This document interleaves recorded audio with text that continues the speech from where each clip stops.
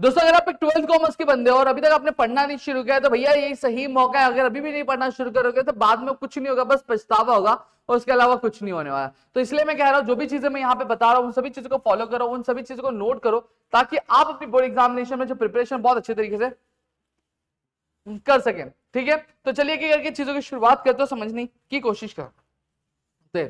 सबसे पहली चीज, आप जब प्रिपरेशन कर रहे हो तो सबसे पहले आपका पूरा जो दिन है उस पूरे दिन को आपको बहुत ही परफेक्टली क्या करना पड़ेगा, आपको मैनेज करना पड़ेगा, उसको बहुत ही अच्छी तरीके से प्लान करना पड़ेगा। अनटिल एंड अनलेस जब तक आप एक प्लान नहीं बनाओगे तब तक आप एग्जीक्यूट प्रॉपर नहीं कर पाओगे, और जब एग्जीक्यूट नहीं करोगे तो चीज आपकी प्रॉपरली होने वाली नहीं है। और प्लान भी ऐसा होना चाहिए जो आप ऑनेस्टली फॉलो कर सके। ऐसा नहीं कि एक एक मिनट का हिसाब रखो, यही चीज रखो, फिर पता चलता है कि वो फॉलो ही नहीं हो पा रहा, वो चीज आप कवर ही नहीं कर पा रहे। समझ में आ गया? अब लेकिन आगे बढ़ने से पहले सबसे पहली चीज आपको 4 चीजें यहां पे करनी पड़ेगी। आपको हमेशा सबसे पहले इस एग्जाम का जो ड्यूरेशन चलने वाला है, इस एग्जाम के ड्यूरेशन में आपको हेल्दी डाइट लेनी पड़ेगी। क्या लेनी पड़ेगी? हेल्दी डाइट लेनी पड़ेगी, जहां पे आप कोई भी आलतू फालतू चीज, कोई भी बोलते हैं ना कि कोई जंक फूड जैसी चीज का इंक्लूड ज्यादा नहीं करोगे। ठीक है, माइंड एक्सरसाइज, दिमाग को शांत रखना है, मेडिटेशन जैसी चीजें करनी है। ठीक है, आपका जो ध्यान है वो एक जगह आ सके उस तरीके की एक्टिविटी आपको क्या परफॉर्म करनी है। फिर फिजिकल एक्सरसाइज, आप जब सुबह उठ रहे हो तो आपको थोड़ा सा मेडिटेशन, थोड़ी सी क्या करनी है, आपको कसरत करनी चाहिए जिससे आपकी बॉडी थोड़ी सी एक्टिव हो जाए। और सोशल मीडिया थोड़ा सा कंपैरेटिवली आप कम करना पड़ेगा, क्योंकि अगर अभी भी सोशल मीडिया की चीजों में पड़े रहोगे तो भैया दिक्कत बहुत ज्यादा आ जाएगी। ठीक है, अब यहां पे अगर मैं बात करूं तो यहाँ पे मैंने आपको पूरा का पूरा यहाँ पे पूरा एक स्लॉट बना के दिया कि आपको क्या करना चाहिए, क्या नहीं करना चाहिए, किस तरीके से चीजें करनी चाहिए, उन सारी चीजों के बारे में मैंने यहाँ पे बताया। सबसे पहली चीज, आपको उठना सुबह मॉर्निंग 5 बजे। आप अपने हिसाब से थोड़ा सा अल्टर कर सकते हैं अपने स्लॉट के हिसाब से, बस मैं एक फॉर्मेट बता रहा हूँ। ठीक है, आप सुबह 5 बजे उठ रहे हो, 5 से 10 मिनट थोड़ा सा उठोगे, गर्म पानी पीना है, थोड़ा सा अपनी बॉडी को स्ट्रेच करना है। ठीक है, 5-10 से आपको क्या करना है, 5-10 से 5:30 बजे तक आपको क्या करना है, मेडिटेशन करना है, जहां पे आपका जो दिमाग है वो थोड़ा सा शांत होगा, आपका जो फोकस है वो एक जगह पे आके टिकेगा। फिर 5:30 से 7 मतलब मॉर्निंग के 1.5 घंटे आपको स्टडी स्लॉट है, जहां पे अकाउंट की थ्योरी कर सकते हो, बेसिक सम कर सकते हो, या फिर इकोनॉमिक्स की रिवीजन कर सकते हो। फिर 7 से 8-10 को आपको क्या तैयार होना है। ठीक है, ब्रेकफास्ट लेना है, रेडी हो जाना है।